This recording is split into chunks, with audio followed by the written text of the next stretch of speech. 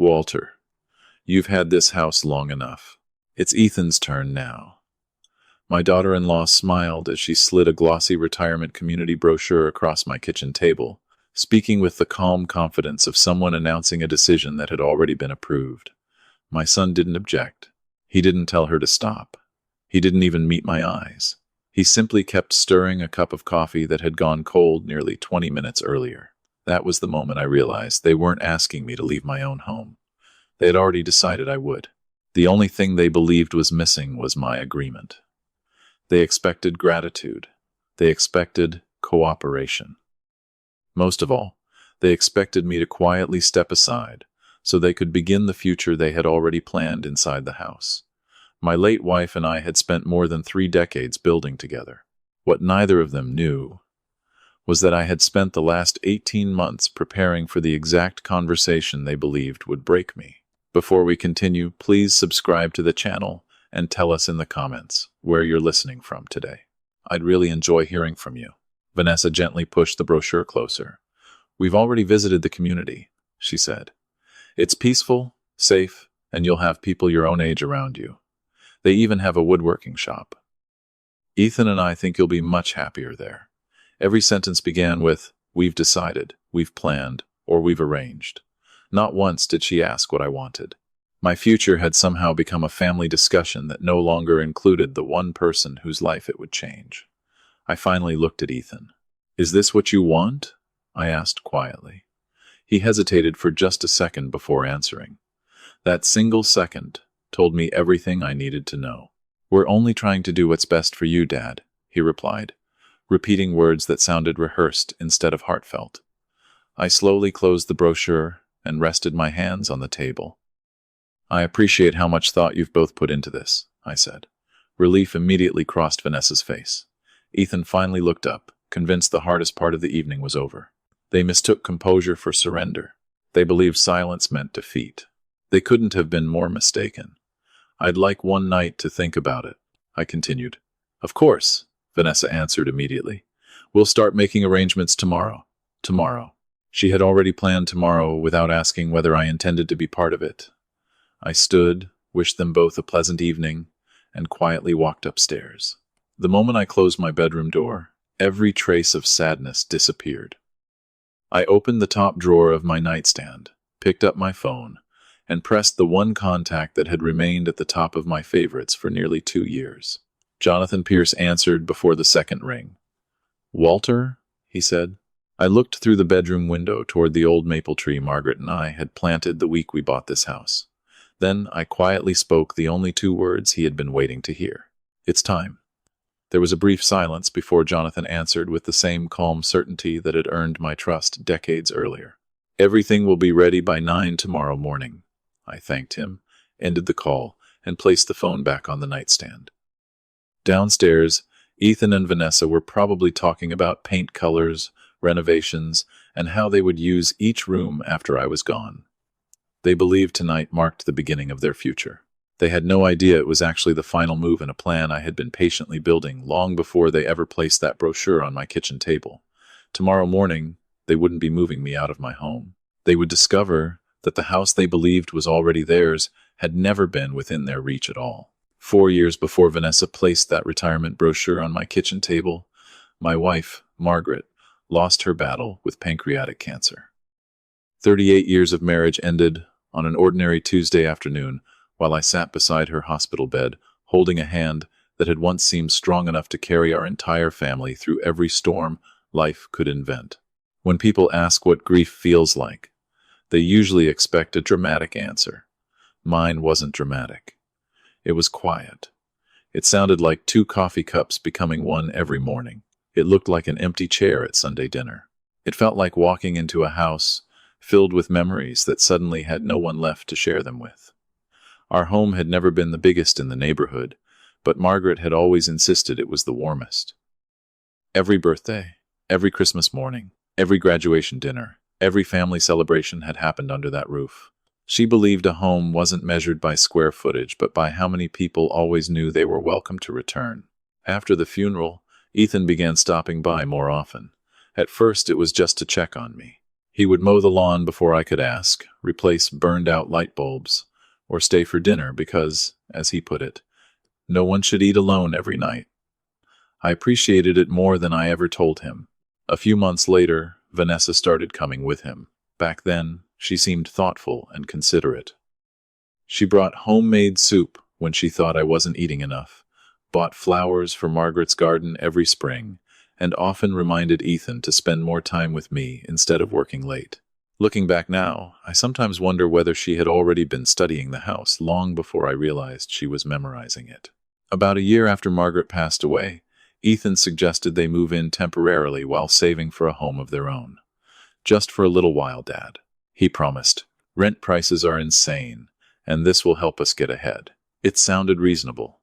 I had more bedrooms than I could ever use alone, and the silence inside the house had become heavier than I cared to admit.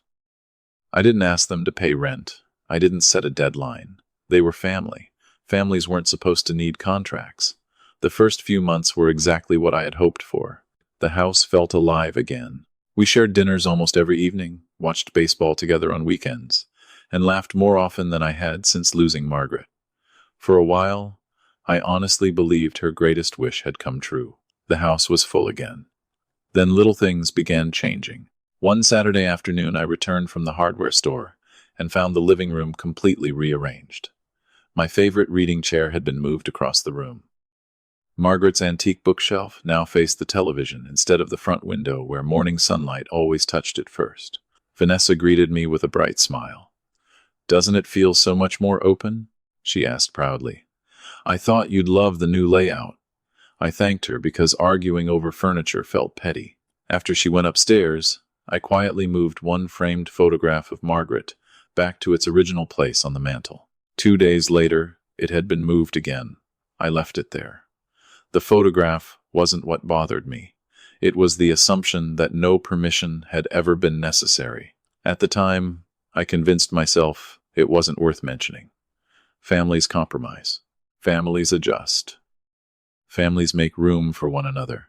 I had no idea that what looked like ordinary compromise was actually the first quiet step toward becoming a guest inside the very home my wife and I had spent a lifetime building. The frightening thing about losing your place in your own home isn't that it happens overnight. It's that it happens so slowly. You keep explaining it away until one day you wake up and realize someone else has been making decisions about your life for much longer than you've been willing to admit. For a long time, I kept telling myself I was imagining things. Grief changes the way you see the world. It makes ordinary moments feel heavier than they really are, and I convinced myself that was all I was experiencing. Every time something felt slightly off, I found a reasonable explanation for it before anyone else had to. Looking back, I wasn't protecting Ethan and Vanessa. I was protecting myself from the possibility that the family Margaret and I had spent decades building might be quietly changing into something neither of us would recognize. The changes never arrived all at once. They came disguised as practicality. One week, the kitchen cabinets were reorganized because, according to Vanessa, it was more efficient. Coffee mugs I had reached for every morning since Margaret bought them disappeared into different drawers. Plates were moved onto higher shelves because they looked better there. My toolbox vanished from the mudroom and appeared neatly arranged inside the garage without anyone mentioning it. Every change seemed too small to challenge on its own. Yet somehow every familiar corner of the house slowly became unfamiliar. The difficult part wasn't that things moved. It was that nobody thought they needed to tell me first. Ethan noticed every change. I saw him pause when he couldn't find the old cookie jar, or when he opened the wrong cabinet looking for coffee. But instead of asking questions, he simply adapted. Silence had become his easiest solution to every uncomfortable situation. Then the conversation started changing. At dinner, Ethan began talking about housing prices almost every week. At first, it sounded harmless. A house down the street had sold well above asking price. Interest rates had changed again. The neighborhood was becoming one of the most desirable areas in the county. I nodded and kept eating. A week later, he asked whether I had updated the homeowner's insurance to match the property's current value. Another week passed before he wondered aloud whether renovating the upstairs bathroom would increase resale value. The phrase stayed with me long after dinner ended because Margaret and I had never once looked at our home as an investment. It was where our children learned to ride bicycles, where birthday candles were blown out every year, where every holiday photograph hanging in the hallway had been taken. You don't calculate resale value on memories. Vanessa approached the subject differently. She rarely mentioned money. Instead, she talked about possibilities. The upstairs office would make a beautiful nursery someday. That guest room could easily become a walk-in closet. We could probably open this wall and create a much larger kitchen. Every sentence began with the same word, we. We should repaint. We should renovate. We should expand. I noticed something she never said. She never asked whether I wanted any of those things. One rainy afternoon, I came home nearly 2 hours earlier than expected, after lunch with an old friend was canceled. As I stepped through the front door, I heard Vanessa talking on the phone in the dining room. She hadn't heard me come inside. "The location is perfect," she said. "Honestly, once a few things finally fall into place, it'll be exactly what we've been waiting for." She laughed softly before lowering her voice. "No, that part won't be a problem forever." I froze in the hallway. I couldn't hear the person on the other end of the conversation, but those 8 words echoed through my mind long after she ended the call. That part won't be a problem forever. A few seconds later, she heard the front door close behind me and immediately changed her tone. "Walter, you're home early?" she called cheerfully. "Plans changed," I answered as naturally as I could. She studied my face for just a moment, almost as if she were trying to decide whether I had heard enough to matter. Then she smiled and walked into the kitchen as though nothing unusual had happened. That evening I sat alone on the back porch, watching the sun disappear behind the maple tree Margaret and I had planted the week we moved into the house. For the first time since Ethan and Vanessa had arrived, I stopped making excuses for every strange feeling that had been growing inside me. I walked upstairs, opened one of Margaret's old gardening journals, turned to the first blank page near the back, wrote down the date, and carefully recorded everything I had seen and heard that day. No opinions, no accusations, only facts. I didn't know whether I was documenting misunderstandings or the beginning of something far more dangerous. I only knew one thing with absolute certainty. From that night forward, I would stop trusting my memory and start trusting the pattern. The first person I spoke to wasn't an attorney. It was my daughter. If I was wrong, I wanted someone who loved both me and Ethan to tell me I was imagining things before I made a decision I couldn't undo. Grace drove down the following Saturday, carrying a peach pie she insisted she'd baked herself, although I recognized the bakery box before she even walked through the front door. Margaret used to laugh every time Grace tried that trick. Some habits survive long after the people who first noticed them are gone. After breakfast, we walked into the backyard the way Margaret and I always had whenever we needed to discuss something important. The old maple tree stretched across half the yard, its branches casting shadows over the flower beds Margaret had cared for until the final weeks of her life. For several minutes, neither of us spoke. Finally, I told Grace everything. The furniture that kept moving without anyone asking. Ethan's growing interest in property values. Vanessa's constant plans for rooms that weren't hers to redesign. The phone conversation I had accidentally overheard. The strange feeling that I was slowly becoming a visitor inside the house I had spent 30 years paying for. Grace never interrupted. She had inherited that from her mother. When I finished, she looked toward the house instead of looking at me. "Dad," she said quietly, "I've noticed it too. Those 6 words hurt more than I expected." If someone living nearly 2 hours away could see the same pattern, I could no longer dismiss it as loneliness or grief. "Do you think they're doing it on purpose?" I asked. She thought for a long moment before answering. "I don't think Ethan wakes up every morning planning to take your home. I think he's become comfortable letting someone else make difficult decisions for him. Vanessa is different. She plans ahead. Ethan follows." Deep down, I already knew she was right. Before leaving, Grace reached into her bag and handed me a folded article about protecting family property through estate planning. "I almost mailed this to you last month," she admitted. Then I convinced myself it wasn't my place. I glanced at the headline before folding it again. "You think I need to protect the house?" I asked. Grace gently shook her head. "No, Dad. I think you need to protect your right to choose what happens to it." That sentence stayed with me for days.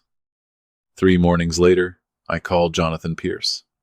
Jonathan had handled Margaret's and my legal affairs for more than 20 years.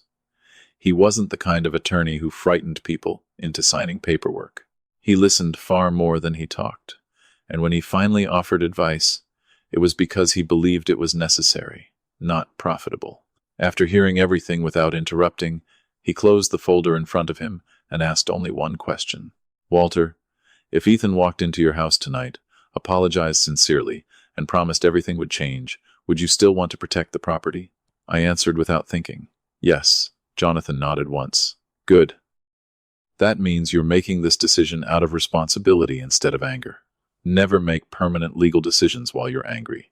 Anger fades. Documents don't." He then explained something I wish every homeowner understood. Most people believe estate planning is about deciding who receives your property after you die. The best estate planning protects your right to decide what happens while you're still alive. We didn't spend the afternoon discussing revenge or lawsuits. We talked about control. By the time I left his office, the paperwork establishing a revocable living trust had already begun. I would remain the trustee. I would keep complete control of every decision. The house would still be my home in every practical sense, but legally it would no longer be vulnerable to assumptions, pressure, or family expectations whispered across my own kitchen table. As Jonathan walked me to the door, he stopped and looked directly at me. "I hope you never need any of this, Walter." I managed a faint smile. "So do I." At that moment, I truly believed those words. I wasn't preparing to force my own family out of my home. I was simply making sure no one could quietly convince me that it had stopped being mine. None of us knew that the real test of those documents wouldn't come next month or even later that year. It would arrive 18 months later, carried into my kitchen inside a glossy retirement home brochure. The next 18 months passed without a single dramatic argument, and that was exactly what made them so dangerous. Most people imagine families fall apart because of one explosive moment. Mine unraveled through ordinary Tuesdays, quiet dinners, and hundreds of tiny decisions that seemed too insignificant to challenge on their own. Jonathan had given me one piece of advice before I left his office that afternoon. "Legal documents protect ownership," he had said. "Patterns reveal intention." I carried those words with me every day. Every evening before going to bed, I opened Margaret's gardening journal and added another entry. I never wrote opinions. I never guessed what anyone was thinking. I recorded only what I could prove. Dates, conversations, decisions, actions. If Vanessa rearranged another room without asking, it went into the journal. If Ethan brought up housing prices for the 4th time in 6 weeks, it went into the journal. If I heard either of them discussing plans for the house as though I were no longer part of the conversation, I wrote that down too. At first, I wondered whether I was simply becoming overly cautious. 6 months later, I stopped asking myself that question. The pattern had become impossible to ignore. Vanessa gradually stopped referring to the upstairs bedrooms as guest rooms. They became the nursery, the master suite, or our future office. Whenever friends visited, she proudly gave them tours of the house, pointing out improvements she wanted to make. "We're thinking about opening this wall next year," she would say while standing in my kitchen.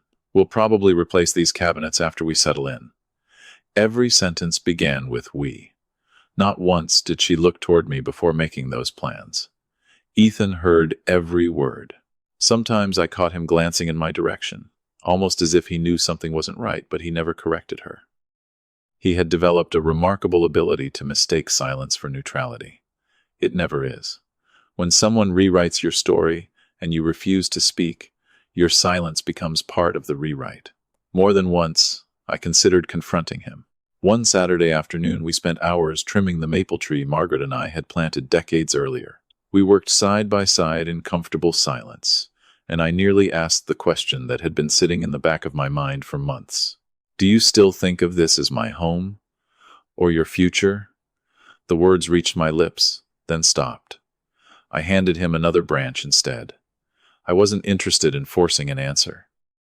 People reveal far more when they believe no one is watching than when they're backed into a corner. Grace called every Sunday evening without fail. She never asked whether I had changed my mind about the trust. Instead, she asked about the garden, the weather, and whether the maple tree had started changing colors yet. Before hanging up, she always asked the same quiet question. Anything new? Sometimes I answered, nothing important.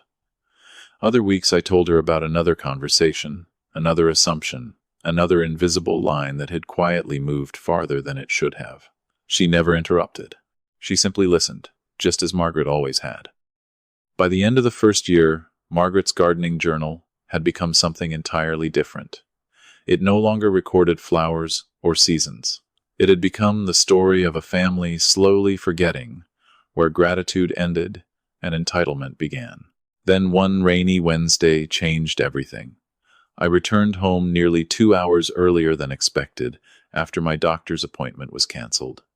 As I stepped onto the front porch, I heard Vanessa talking inside. She believed the house was empty. I couldn't hear every word, but one sentence carried clearly through the open dining room window. Once Walter finally agrees to leave, everything else will be much easier. I froze with my hand still resting on the doorknob. She wasn't talking about if I left anymore. She was talking about when. I quietly stepped back off the porch, walked to my workshop behind the house, and sat there alone for nearly an hour without turning on a single light. That one sentence confirmed what 18 months of careful observation had been slowly teaching me. Vanessa no longer saw herself as a guest living in my home. In her mind, she was simply waiting for the current owner to move out. As I closed Margaret's journal that night, I realized something I had hoped never to admit. I was no longer wondering whether I would ever need the plan Jonathan and I had quietly put into place. I was beginning to wonder how much longer it would be before they gave me the final reason to use it. The final reason arrived on a Thursday evening in April, and the conversation lasted less than 5 minutes. Strange how the moments that change your life are often the shortest ones. Vanessa called Ethan and me into the kitchen just before dinner. 3 plates had already been arranged on the table, though the food was still in the oven, as if she wanted the room to feel warm before delivering something cold. Ethan sat across from me, with both hands wrapped around a cup of coffee he had not touched. Vanessa remained standing beside the counter, holding a pale blue folder against her chest. The moment I saw it, I knew 18 months of waiting had finally reached its end. "Walter," she began, smiling carefully, "Ethan and I have been discussing your future, and we finally made a decision." She said it gently, but the meaning was unmistakable. They had discussed my future without me. They had made the decision without me. My only remaining role was to accept it. I leaned back in my chair and said nothing. Vanessa mistook my silence for permission to continue. "You've taken wonderful care of this house," she said, "but you're not getting any younger. The stairs are becoming dangerous, the yard requires too much work, and honestly, we don't think it's responsible for you to keep living here much longer." I almost laughed at the absurdity of it. I wasn't living alone. They were living with me. I still repaired my own fence, maintained the garden, drove without difficulty, and spent most mornings working in the shop behind the house. None of that mattered because Vanessa wasn't describing my condition. She was constructing a reason for my removal. She opened the folder and slid a glossy brochure across the table. On the cover, silver-haired couples smiled beneath flowering trees beside the words, "Independent living with complete peace of mind." "We toured the community last week," she continued. "The rooms are beautiful, the staff is wonderful, and they even have a woodworking studio. We already scheduled another visit for Saturday morning so you can see it yourself. Not would you like to visit, not what do you think." They had selected the place, chosen the date, and planned the next stage of my life before ever asking whether I intended to leave the one I already had. Vanessa pushed the brochure closer. "You'll have people your own age around you, activities every day, and nurses nearby if you ever need them. Ethan and I can take over the responsibilities here without you having to worry about repairs, taxes, or maintenance anymore. Without me." For months, she had spoken about changing the house. That evening, she finally spoke openly about removing its owner. I turned toward Ethan. "Did you know about this?" He stared into his coffee for a moment before raising his eyes. "We both think it's the right time, Dad." The answer hurt more than anything Vanessa had said. Not because he agreed with her, but because he had agreed before sitting down at the table. He had watched his wife plan my removal and chosen silence until the decision was complete. "And what happens to the house?" I asked. Vanessa answered before Ethan could speak. "Nothing has to be decided tonight. We'll take care of everything until we know what makes the most financial sense." There it was again. We. She had not lived one day of the 32 years Margaret and I spent building that home, yet she spoke as though its future had already transferred into her hands. I slowly closed the brochure and placed it neatly in front of me. "You've clearly put a great deal of thought into this," I said. Relief crossed Vanessa's face so quickly she could not hide it. Ethan finally relaxed his shoulders. They believed the difficult part was over. They mistook composure for surrender, and politeness for weakness. "I would like one night to consider everything," I continued. "Of course," Vanessa replied immediately. "Take the evening. We can start making arrangements tomorrow." Tomorrow. She had already planned tomorrow, just as confidently as she had planned Saturday's tour and every room she intended to redesign after I was gone. I stood, thanked them for explaining their decision, and walked upstairs without raising my voice. Behind me, I heard Vanessa whisper something to Ethan, followed by the sound of a cabinet opening. They were already moving on to the next step. The moment my bedroom door closed, I reached into the top drawer of my nightstand and removed my phone. Jonathan Pierce's name had remained at the top of my favorites since the day the trust documents were completed. I pressed the number. He answered before the second ring. "Walter?" he said. I walked to the window and looked across the dark backyard toward the maple tree Margaret and I had planted when Ethan was still a boy. For 18 months I had hoped I would never need to make this call. I had hoped every page in Margaret's journal would eventually prove that I had misunderstood them. Instead, Vanessa had placed the final piece of evidence on my kitchen table herself. "It's time," I said. Jonathan was silent for only a moment. "Are you certain?" They scheduled my tour of a retirement community before telling me I was leaving my own house. His voice hardened slightly. "Then I'll activate everything first thing in the morning. The documents will be filed by 9. I thanked him and ended the call. Downstairs, Ethan and Vanessa were probably discussing moving dates, floor plans, and which bedroom they would claim once I was gone. They believed their plan had finally begun. They had no idea that by announcing it aloud, they had triggered the one response I had spent 18 months preparing. Tomorrow, they would wake believing they were about to take control of my home. Before the day was over, they would learn that control had never belonged to them. I slept better that night than I had in nearly 2 years. Nothing about my situation had become easier, but for the first time in a very long while, I no longer had to wonder whether I was imagining things. Vanessa had answered that question herself the moment she scheduled my move into a retirement community before asking whether I wanted to leave my own home. Once someone shows you exactly where you stand in their plans, uncertainty disappears. The next morning I woke before sunrise, watered Margaret's roses, made breakfast, and sat on the back porch with a cup of coffee while watching the first light settle across the maple tree we had planted together more than 30 years earlier. It felt strangely peaceful. At precisely 9 o'clock, my phone rang. Jonathan Pierce rarely wasted words. "Everything has been completed," he said. "The trust has been updated, every filing has been recorded, and Kevin Morris is on his way. From this point forward, everything proceeds according to the law." I thanked him, ended the call, and remained on the porch for another few minutes. I wasn't celebrating. There is nothing satisfying about preparing legal action against your own family. But there comes a moment when protecting yourself becomes the only responsible choice left. Around 10:30, a white sedan stopped in front of the house. Vanessa glanced through the living room curtains and smiled. "Walter, someone's here for you." "Yes," I answered calmly. "I believe he is." A tall man carrying a leather portfolio walked to the front door and introduced himself as Kevin Morris. I welcomed him inside.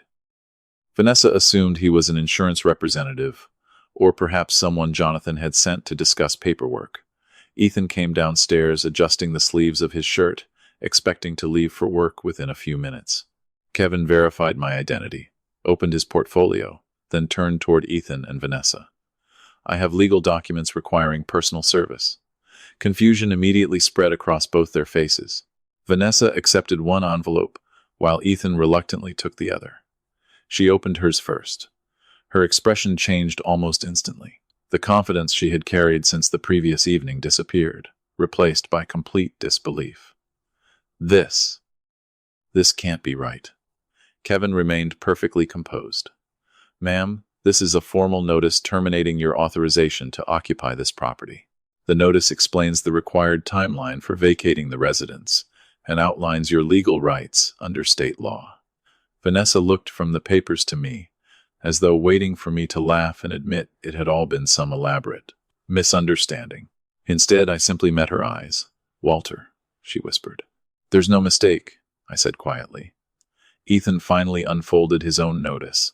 He read the first page once, then read it again more slowly before looking at me. "Dad, you're evicting us?" "No," I replied. "I'm ending an arrangement that no longer has my permission." Vanessa immediately stepped forward. "You can't do this. We're family.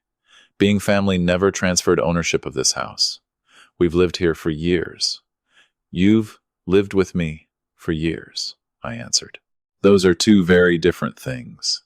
She shook her head angrily. "This became our home too. It was always my home. I simply chose to share it." Kevin quietly placed another packet on the dining table. "These documents explain the process and provide contact information should you wish to obtain legal counsel." Vanessa ignored him completely. Her attention never left me. "This is because of that retirement brochure, isn't it?" she demanded. "No," I answered. "This is because of everything that happened long before the brochure. You're overreacting." "Am I?" I asked calmly. "You selected a retirement community, scheduled my visit, discussed my future, and decided who would take responsibility for my home before asking whether I intended to leave it.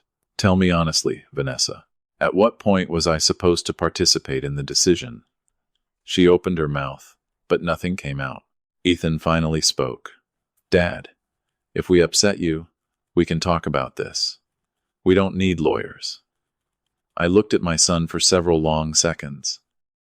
"I spent 4 years hoping you would have that conversation before it became necessary." He lowered his eyes. He knew exactly what I meant.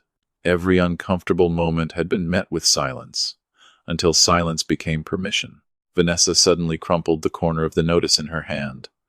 "We're not leaving," Kevin answered before I could.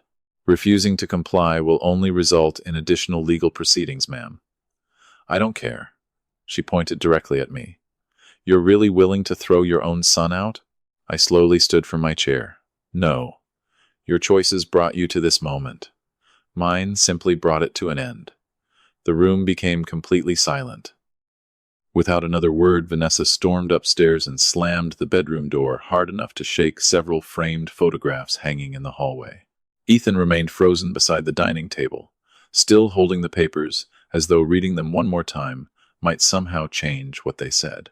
Kevin gathered his portfolio, shook my hand, and quietly left the house.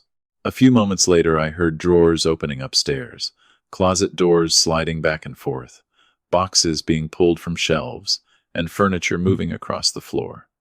Vanessa wasn't packing. I recognized the difference immediately. She was searching. Somewhere inside that house, she believed there had to be a forgotten document, an old deed, a signature, or some hidden piece of paper that would erase everything she had just been handed. She had no idea that the only record capable of destroying every story she was about to invent had never been hidden in a safe, a filing cabinet, or Jonathan Pierce's office. It had been quietly growing for 18 months inside Margaret's old gardening journal, one dated page at a time. The house remained unnaturally quiet for the rest of the afternoon, but it wasn't the peaceful silence I had once enjoyed after Margaret and I finished working in the garden. It was the silence of people desperately searching for a way out. Vanessa spent hours moving through every room upstairs, opening drawers, pulling old boxes from closets, and emptying cabinets she had barely looked at during the 4 years she lived under my roof. Every few minutes I heard another drawer slam shut or another cardboard box dragged across the floor. She believed there had to be something she had overlooked, some forgotten document proving that my decision could be undone. Ethan followed her from room to room without saying much. He wasn't helping because he believed they would find something. He was helping because he didn't know what else to do. Late that afternoon, Vanessa finally came downstairs carrying a faded accordion folder filled with old utility bills and insurance records.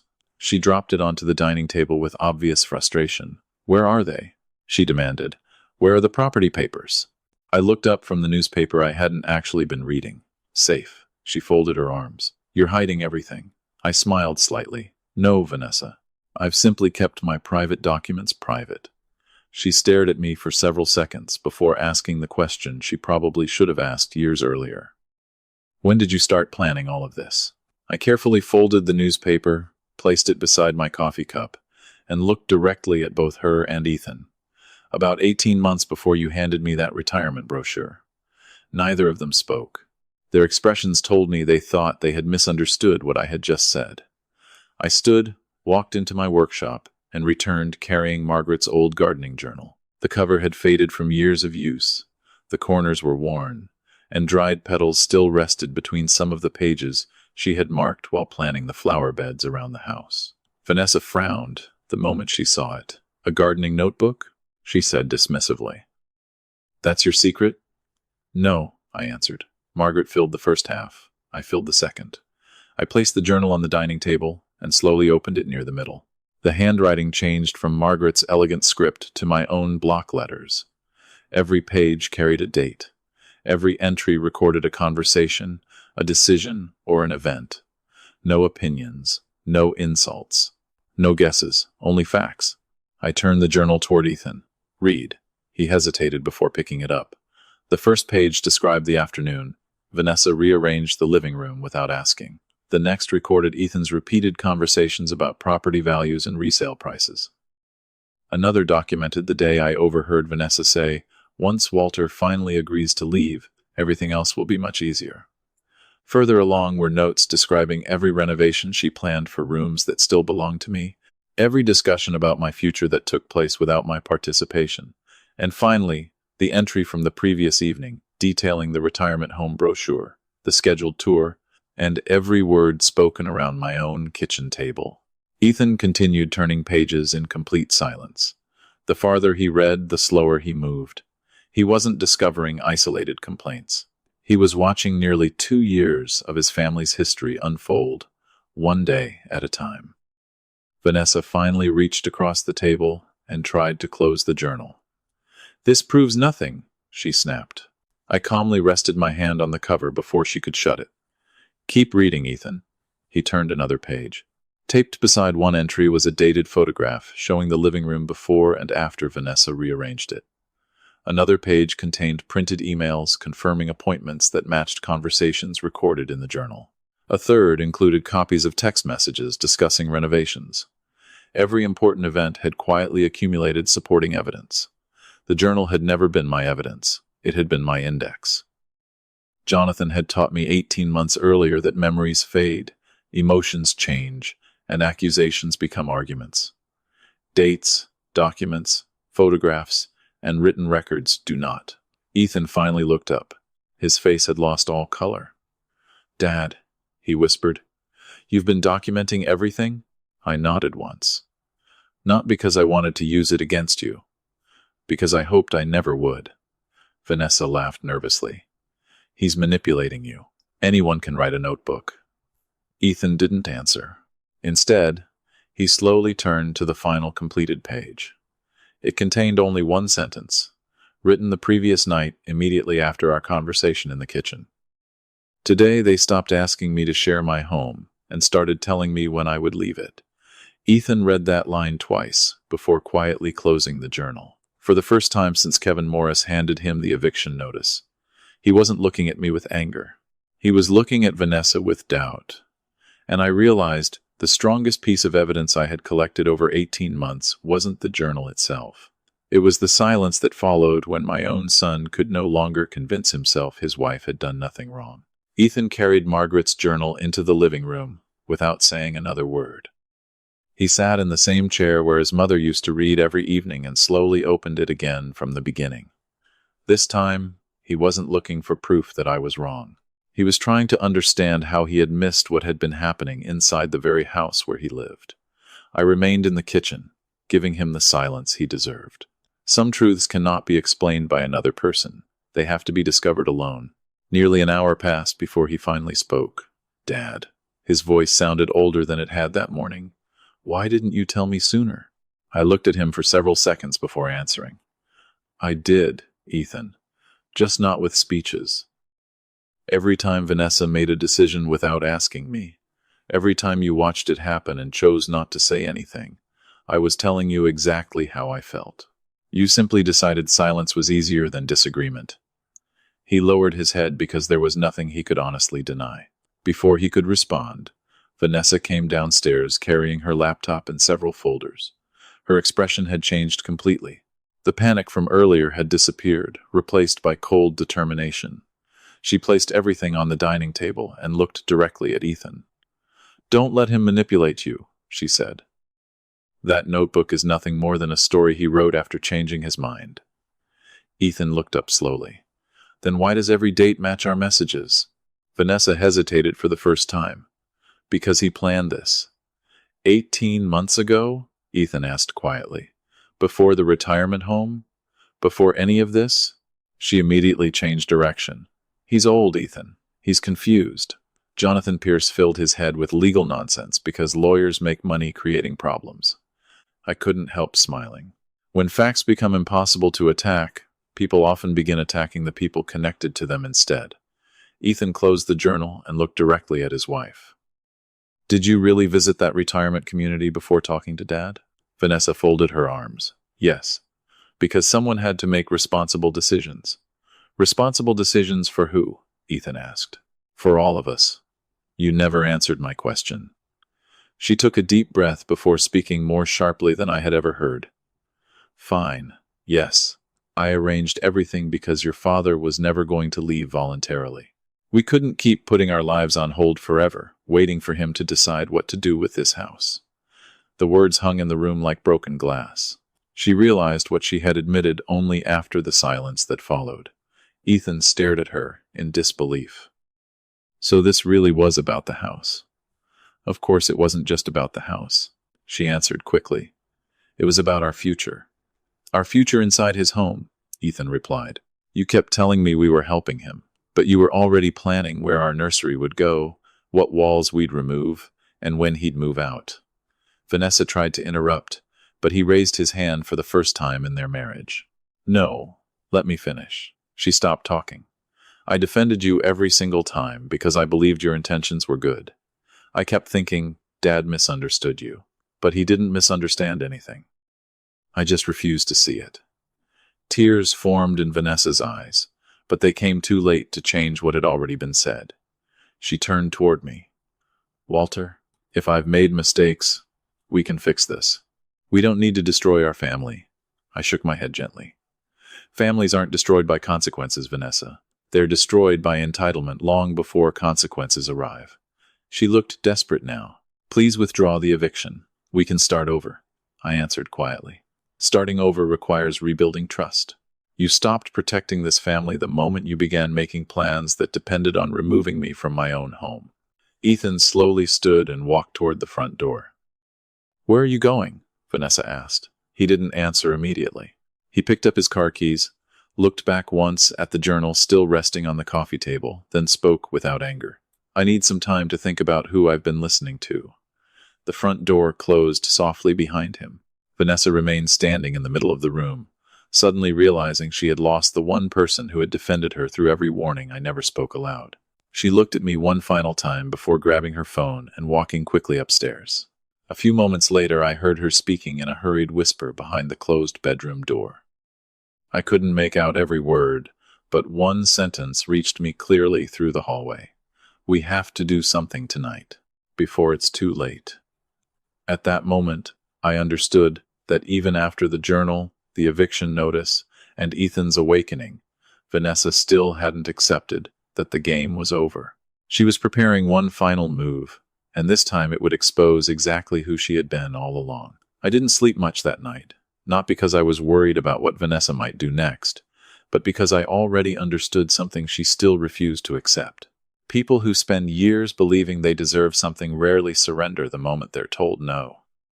Just after 7 the following morning, the front door opened, before I had finished my first cup of coffee. Ethan walked inside alone. His clothes were the same as the day before, and it was obvious he hadn't slept either. He stood in the kitchen for several seconds before finally speaking. "She's gone." I looked up without saying anything. "She packed during the night," he continued quietly. "Before leaving, she called an attorney, then a realtor she knows, hoping someone could tell her there was a way to stop the eviction or challenge the trust. Every one of them told her the same thing. The house has always belonged to you.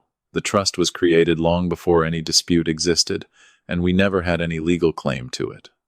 He swallowed hard before adding, "She blamed everyone except herself." There was no satisfaction in hearing those words. I had never wanted Vanessa to lose everything.